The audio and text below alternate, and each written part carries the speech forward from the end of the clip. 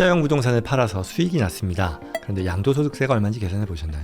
연방 양도소득세 최대 20%, 디프리시에이션에 대한 리캡처가 돼서 25%, NIIT라고 하는 순투자이익세 3.8%까지 연방세만 놓고 봐도요, 수익의 상당 부분이 세금으로 나가게 됩니다. 하지만 이 세금을 모두 이연할 수 있는 합법적인 방법이 있습니다. 바로 1031 Like Kind Exchange입니다. 매년 같은 세금을 반복해서 내고 계시나요? 은퇴 플래닝과 자산관리 어디에서부터 시작해야 될지 막막하신지요? 다가오는 5월 17일 일요일 저와 JC1의 전문가들이 뉴저지 포틀리에서 절세, 투자, 은퇴 전략 로드맵 세미나를 개최합니다. 성공적인 은퇴와 자산관리를 위한 해답, 결국은 절세입니다. 그 원스톱 솔루션들을요, 이제 미국 동부에서도 직접 만나보실 수 있습니다. 장소는 하얏트 플레이스 포틀리이고요. 오후 1시 30분 시작입니다. 세미나 후에는 저와의 실시간 Q&A 세션도 함께 진행되니까요. 많은 참여 부탁드립니다. 자세한 일정과 신청 방법은 영상 하단 고정 댓글 링크에서요. 확인해 주시기 바랍니다. 뉴저지에서 뵙겠습니다. 고맙습니다.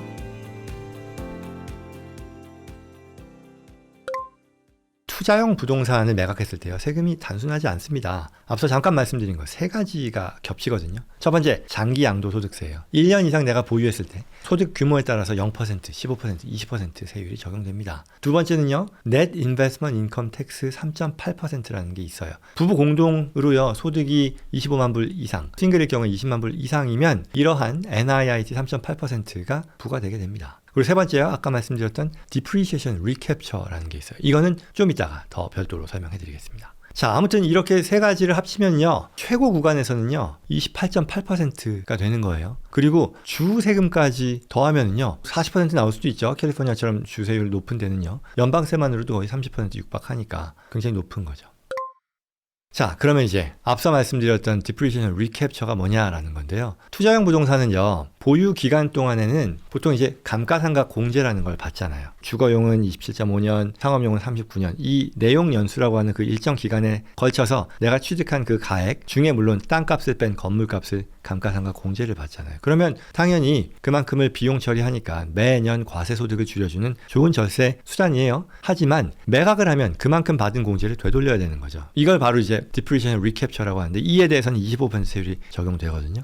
숫자를 한번 따져볼게요. 내가 만약에 50만 불에 구입한 이 렌탈 프로퍼티가 있었어요. 근데 이걸 10년 보유하면서 그냥 숫자를 넣는 거예요. 20만 불의 감가상각 공제를 받았다고 칠게요. 그러면 그 기간 동안에 20만 불만큼의 소득을 줄였으니까 그만큼 세금을 줄였겠죠. 좋은 건데, 근데 어떻게 되죠? 부동산의 원가가 adjusted basis라고 하는데, 이게 50만 불 빼기 20만 불에서 30만 불 되는 거잖아요. 그러면 예를 들어 75만 불에 매각했다고 쳐요. 그러면 양도 차익이 얼마죠? 45만 불이 되겠죠. 그 중에 이제 45만 불 중에 앞선 그 20만 불 이 디프리시에이션 금액으로 썼던 것은 리캡처가 되는 거죠. 다시 픽업 된다는 뜻이에요. 그래서 이에 대해서는 25% 세금이 적용이 되고요. 그러니 이제 세금이 20만 불, 뭐 25%니까 5만 불이겠죠. 그리고 나머지 25만 불에 대해서는 장기 양도소득세율 뭐 15% 또는 20% 적용이 되겠죠. 그리고 여기에 또 NIIT 3.8%까지 더하면 총 세금이 10만 불을 훌쩍 넘을 수도 있다는 거죠. 결국 감가상각으로 절세한 효과가 매각할 때 한꺼번에 돌아오는, 그런 말하자면 어쩔 수 없는 안타까운 그런 상황이 발생한다라는 거죠.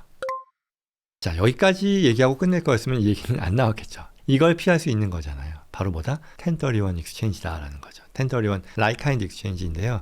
이건 뭐냐? 투자용 부동산을 매각하고요, 다른 투자용 부동산을 매입할 때 양도소득세, 첫 번째 부동산을 매각했을 때 발생하는 양도소득세와 Depreciation Recapture 모두 이연하게 해주는 그런 제도라는 거죠. 자, 핵심 원리는요, 매각이 아니라 교환이라고 취급해준다는 그런 뜻이에요. 그러니 이건 뭐다? 현금화한 게 아니니까 과세 시점이 아니라는 그런 뜻인 거죠.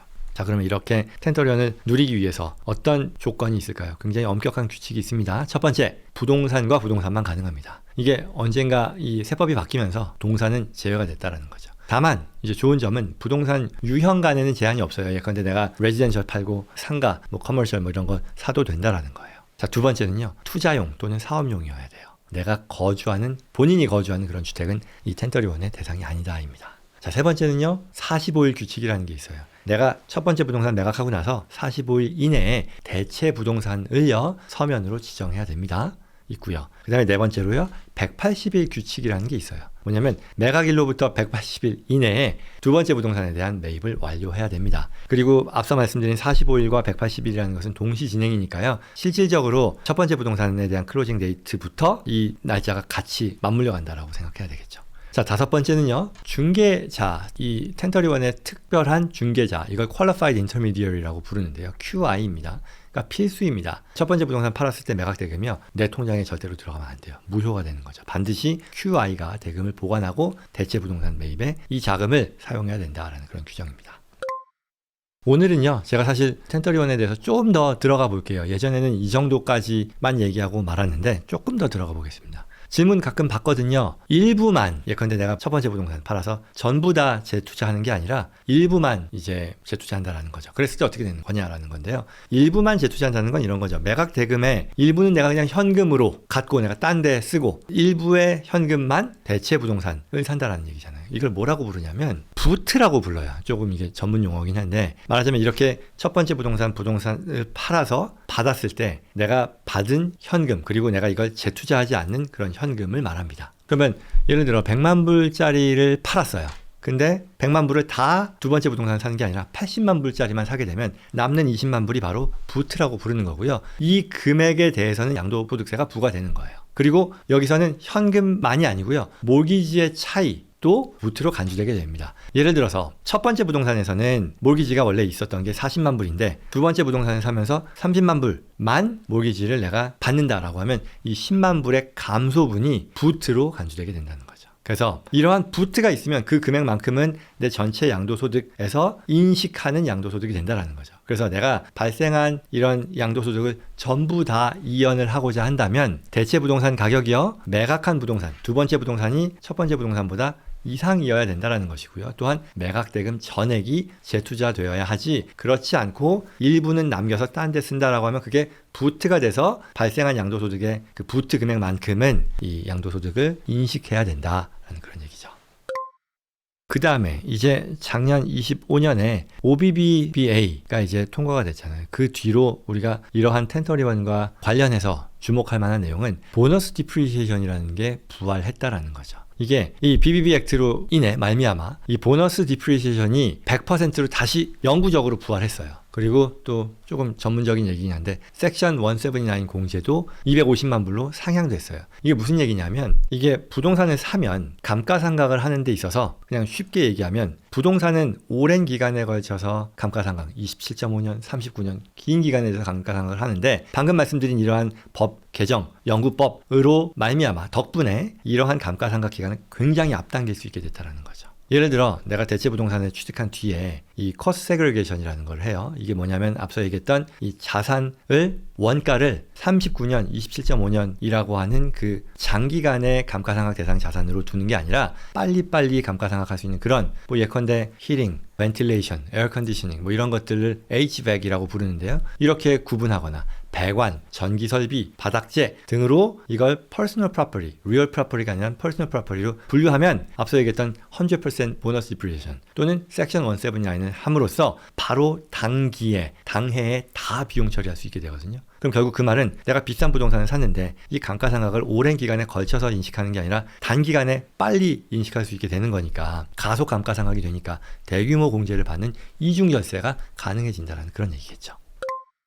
그 다음에 마지막으로 이제 또 질문이요. 한국 부동산 질문을 많이 합니다. 한국 부동산을 팔아서 1031 할 수 있느냐라는 질문이겠죠. 한국 부동산과 미국 부동산 사이에 1031은 불가능합니다. 그래서 뭐 세법 규정상 미국 내 부동산은 미국 내 부동산끼리만 이러한 1031 혜택을 누릴 수 있게 되고요. 따라서 한국 부동산을 팔면서 그 다음에 미국 렌탈 프로퍼티 사는 것 이거는 안 된다. 그리고 사족을 달다면 한국 부동산을 팔고 한국 부동산 또는 기타 외국 부동산을 사는 것은 가능하다. 근데 뭐 이것만이 아니고요. 뭐 한국은 많이들 아시다시피 보유기간, 주택수, 투기지역 여부에 따라서 세율이 달라지고요. 또 1세대 1주택 비과세 같은 어떤 독자적인 제도가 있잖아요. 물론 이것도 지금 뭐 바뀌고 있습니다만. 반면 이제 1031 같은 그런 이연, 교환 이연은 한국에는 없으니까요. 크로스보더 투자자들이라면 양국의 세법을 별도로 플래닝 하셔야 되겠죠. 자, 여기까지였습니다. 정리하면 이 첫째 투자 부동산 매각했을 때 양도소득세, NIIT, 디프리션 리캡처가 복합 적용이 돼서 실효세율이 30% 연방세만 해도요 30% 가까이 발생할 수 있다라는 것.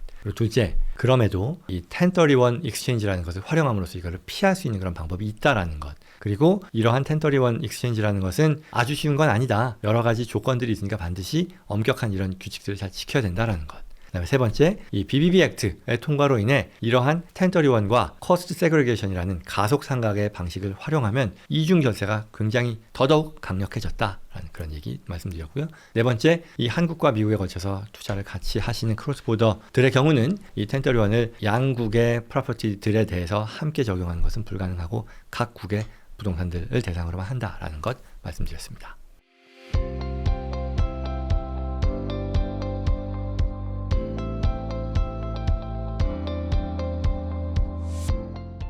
여기까지였습니다. 오늘 1031 익스체인지에 대한 얘기요. 한 번에 수만 불, 수십만 불 세금 이연할 수 있는 강력한 도구지만 기간과 절차, 여러 가지 조건들 엄격하니까요. 반드시 사전에 전문가들과 플래닝 하시는 게 필요하겠다라는 얘기였습니다. 오늘 내용 도움이 되셨길 바라고요. 이와 관련해 추가 상담 원하시는 분들은요. 아래 나와 있는 연락처 연락 주시기 바랍니다. 구독과 좋아요로 다시 한번 저희 채널 많은 분들께 전파될 수 있도록 힘써 주시고요. 다음 시간에 또 뵙겠습니다. 감사합니다.